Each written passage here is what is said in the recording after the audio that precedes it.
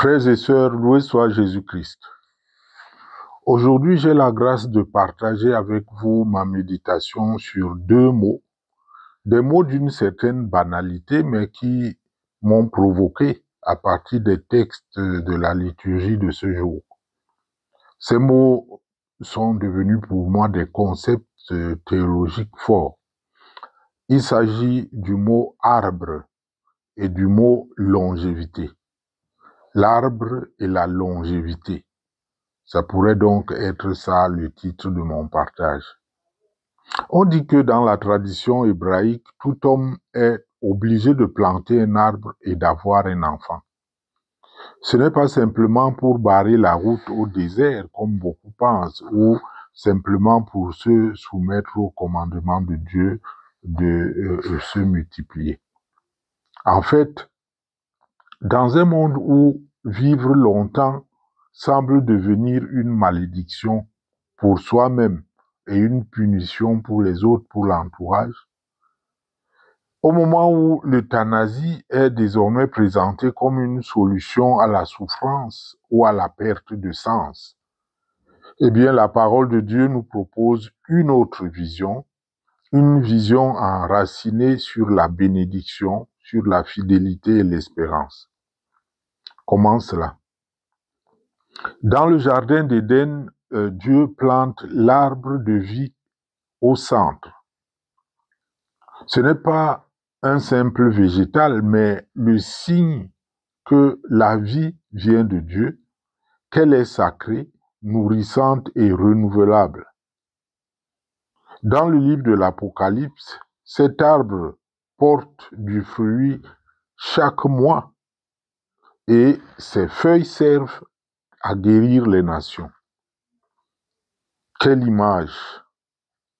Quelle image pour nos anciens, nos malades, nos personnes vulnérables. Même dans la fragilité, leur vie peut porter du fruit. Leur vie peut guérir par leur sagesse les personnes, les organisations et les pays. Leurs prières, leur présence peuvent être source de vitalité. L'arbre de vie ne connaît ni stérilité ni épuisement. Il est fécond en toute saison. Le psaume ne dit-il pas, vieillissant, il fructifie encore. La longévité, elle aussi, est présentée dans la Bible comme une bénédiction. Elle n'est pas seulement une question de durée, mais de qualité spirituelle. L'on peut être un vieux saint ou un vieux sorcier. Cela est lié à la justice, à la fidélité, à la paix. Ce rayonnement qui sort du vieillage ne peut être qu'une bénédiction quand il est guidé par un esprit de justice, de fidélité et de paix. Le commandement d'honorer son père et sa mère est accompagné d'une promesse, afin que tes jours se prolongent. Cela ne pouvait donc pas être une punition. Le psalmiste proclame: « Je le rassasierai de longs jours, je lui ferai voir mon salut. » Dans la Jérusalem nouvelle annoncée par le prophète Isaïe, la longévité est restaurée comme signe de justice et de paix. Ainsi, vivre longtemps, vivre en alliance, dans la communion, dans la transmission, est une grande bénédiction. Mais cette vision entre en tension avec certaines propositions contemporaines. Dans plusieurs contextes, il vaut mieux vivre heureux et mourir tôt.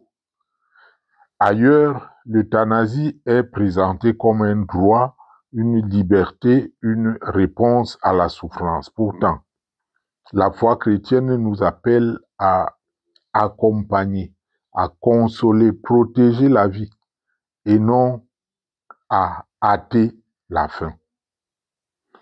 La vie humaine, même marquée par la douleur, reste porteuse de mystère et de grâce.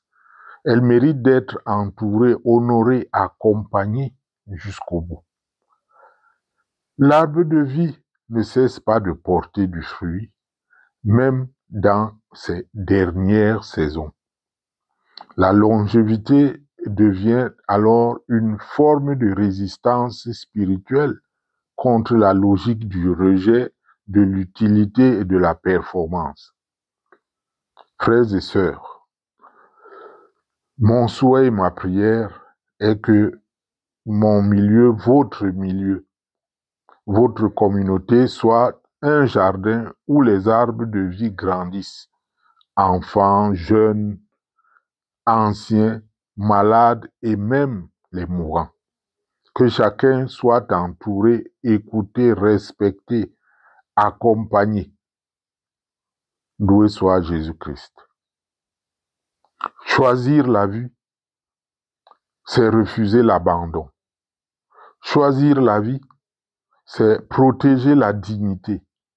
C'est croire que Dieu agit même dans la dépendance et la faiblesse.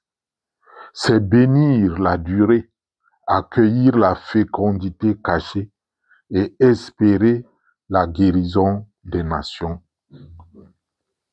Loué soit Jésus-Christ, à jamais.